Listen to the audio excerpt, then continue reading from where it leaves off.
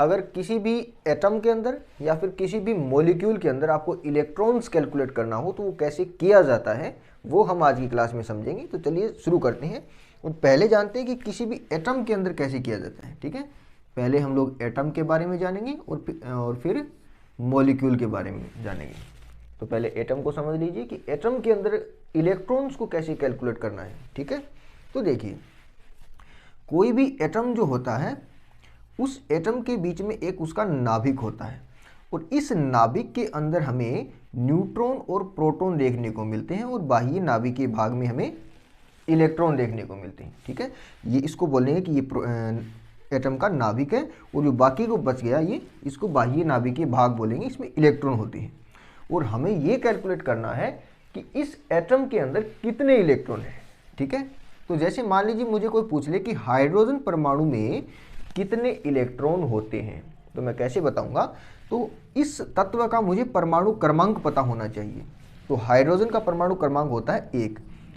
तो जो परमाणु क्रमांक दिया जाता है वो प्रोटॉन की संख्या के आधार पर दिया जाता है। ठीक है, तो जब कोई बोलेगा कि हाइड्रोजन का परमाणु क्रमांक 1 है तो आप ये समझ लेना कि इस हाइड्रोजन के नाभिक में प्रोटॉन की संख्या 1 है। ठीक है, अब इस प्रोटॉन की संख्या का इलेक्ट्रॉन के साथ क्या लेना देना है वो समझिए। देखिए किसी भी उदासीन परमाणु में जितने प्रोटॉन होंगे उतने ही इलेक्ट्रॉन होंगे। ठीक है, अभी ये उदासीन है। उदासीन का मतलब उसके ऊपर कोई चार्ज ना हो, जैसे पॉजिटिव चार्ज, नेगेटिव चार्ज, इस प्रकार से कुछ भी नहीं होना चाहिए, वो उदासीन होना चाहिए। तो अभी ये उदासीन है, तो इस अवस्था में जितने प्रोटॉन हैं उतने ही इसमें इलेक्ट्रॉन होंगे। तो यहाँ पे 1 प्रोटॉन है, माने परमाणु क्रमांक 1 है, तो इसका मतलब इसमें 1 प्रोटॉन है, तो 1 ही इसके अंदर इलेक्ट्रॉन होगा। इलेक्ट्रॉन की संख्या भी इसमें 1 हो जाएगी। ठीक है, इसी प्रकार से नंबर 2 पे आता है हीलियम। तो कोई पूछ ले कि हीलियम के नाभिक में कितने इलेक्ट्रॉन है वो बताओ, तो आप पूछोगे कि इसका परमाणु क्रमांक कितना है, तो आपको पता है इसका परमाणु क्रमांक 2 है। तो परमाणु क्रमांक 2 है, इसका मतलब इसमें नंबर ऑफ प्रोटॉन 2 है। और अगर परमाणु उदासीन है, इसके ऊपर कोई भी चार्ज नहीं है, तो हम कहेंगे कि जितने प्रोटॉन है उतने ही इलेक्ट्रॉन है। तो इसमें 2 प्रोटॉन है और 2 ही इलेक्ट्रॉन है। एक और उदाहरण लेते हैं। देखो जैसे कोई बोल दे कि कार्बन में बताओ कितने प्रोटॉन है कितने इलेक्ट्रॉन है, तो आपको पता है कार्बन का परमाणु क्रमांक होता है 6। अब कार्बन का परमाणु क्रमांक 6 है, इसका मतलब इसके नाभिक में प्रोटॉनों की संख्या 6 है। अब परमाणु उदासीन है, इसके ऊपर कोई चार्ज नहीं है, तो जितने प्रोटॉन होंगे उतने ही इसके अंदर इलेक्ट्रॉन होंगे। तो आप बोल देना कि इसमें number of electron equal to number of proton equal to 6। ठीक है, अब आपको ये तो पता चल गया कि परमाणु अगर उदासीन है तब इसमें इलेक्ट्रॉनों की संख्या कैसे निकालनी। अब देखते हैं कि अगर इनके ऊपर चार्ज आ जाए तो कैसे निकालनी। ठीक है, जैसे यहाँ पे हमने देखा कि कार्बन का परमाणु क्रमांक 6 है। अब ये उदासीन था तो 6 ही इसका परमाणु क्रमांक है, 6 ही प्रोटॉन हो गए, 6 इलेक्ट्रॉन हो गए। लेकिन अगर मान लो इसके ऊपर नेगेटिव चार्ज आ जाए इस प्रकार से, अब बताओ कितने प्रोटॉन है कितने इलेक्ट्रॉन है। तो आप हमेशा इस बात को याद रखना कि चाहे प्लस आए चाहे माइनस आए चाहे उदासीन आए, नंबर ऑफ प्रोटॉन हमेशा सेम ही रहेगा, यानी परमाणु क्रमांक कभी नहीं बदलेगा, चाहे इसके ऊपर चार्ज कोई सा भी आ जाए। लेकिन जब चार्ज आता है तो नंबर ऑफ इलेक्ट्रॉन बदल जाती है। ठीक है, जैसे ही इसके ऊपर नेगेटिव चार्ज आ जाए तो आप इलेक्ट्रॉन की संख्या उस चार्ज के हिसाब से बढ़ा देना। अगर 1 नेगेटिव है तो 1 बढ़ा देना, और -2 आ जाए तो इलेक्ट्रॉन की संख्या 2 बढ़ा देना। प्रोटॉन की संख्या को नहीं छेड़ना है। जैसे अभी C- आ गया मान लीजिए, तो अभी इसके अंदर पहले जब ये उदासीन था तब 6 प्रोटॉन थे 6 इलेक्ट्रॉन थे, लेकिन जैसे ही नेगेटिव चार्ज आ जाए इसके ऊपर तो आप क्या करोगे, 6 से इसको 1 बढ़ा देना कि इसमें 7 इलेक्ट्रॉन हो गए। ठीक है, अगर 2 माइनस आ जाए तो 6 से 2 बढ़ा देना, 6 और 2 8 इसके अंदर इलेक्ट्रॉन हो गए। ठीक है, चलिए एक और उदाहरण लेते हैं। जैसे ऑक्सीजन है, तो ऑक्सीजन का परमाणु क्रमांक कितना होता है, 8 होता है। तो अभी 8 परमाणु क्रमांक है, इसका मतलब इसे नंबर ऑफ प्रोटॉन 8 हो गए, और उदासीन है तो नंबर ऑफ इलेक्ट्रॉन भी 8 ही हो गए। लेकिन अगर इसके ऊपर मान लो नेगेटिव चार्ज आ जाए, तो नेगेटिव चार्ज आते ही उतने ही संख्या में इलेक्ट्रॉन्स की संख्या को बढ़ा देते हैं। तो यहाँ पे 1 नेगेटिव है तो 8 और 1, इस समय इसमें 9 इलेक्ट्रॉन हो गए टोटल। अगर 2 नेगेटिव आ जाए तो 8 और 2 10 इलेक्ट्रॉन हो गए इसके अंदर। ठीक है, इस प्रकार से नंबर बढ़ाते चलना है।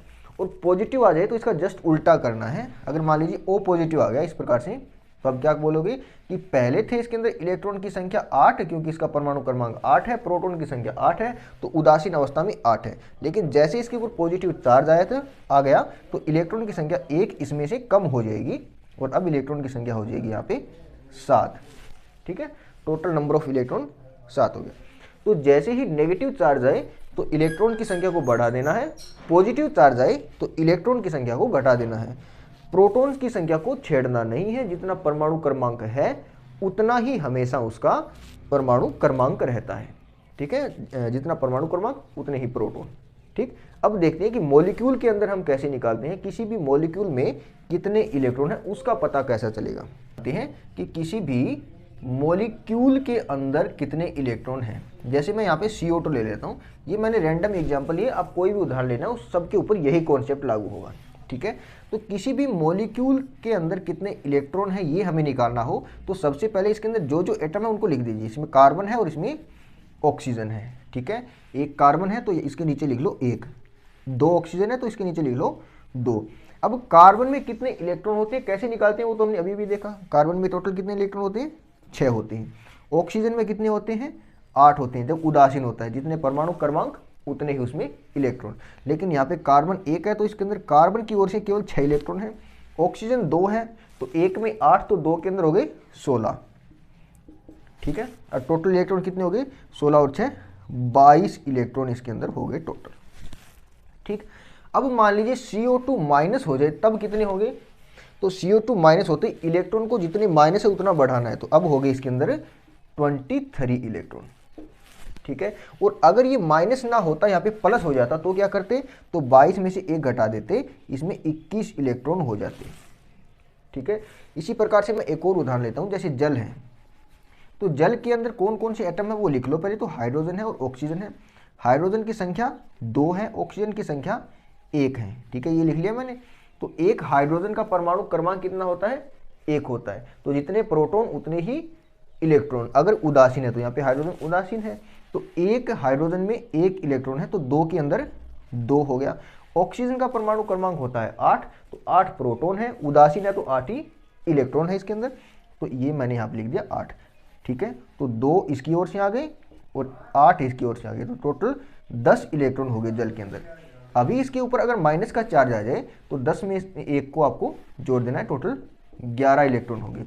और अगर इसके ऊपर प्लस का चार्ज आ जाए तो इसको घटा देना है, तो 9 इलेक्ट्रॉन होगी। इस प्रकार से प्लस आए तो इलेक्ट्रॉनों की संख्या को घटा देना है, माइनस आए तो इलेक्ट्रॉनों की संख्या को बढ़ा देना है। ठीक है, आई होप आपको ये समझ में आ गया होगा कि किसी भी मॉलिक्यूल के अंदर कैसे इलेक्ट्रॉन कैलकुलेट करते हैं और किसी भी एटम के अंदर किस प्रकार से इलेक्ट्रॉन कैलकुलेट करते हैं। अगर आपको कुछ भी समझ में आया है और आगे भी यदि आप मेरे साथ केमिस्ट्री पढ़ना चाहते हैं तो चैनल को सब्सक्राइब करके बेल आइकन जरूर दबाना, ताकि आने वाले वीडियोज़ की नोटिफिकेशन आपको मिल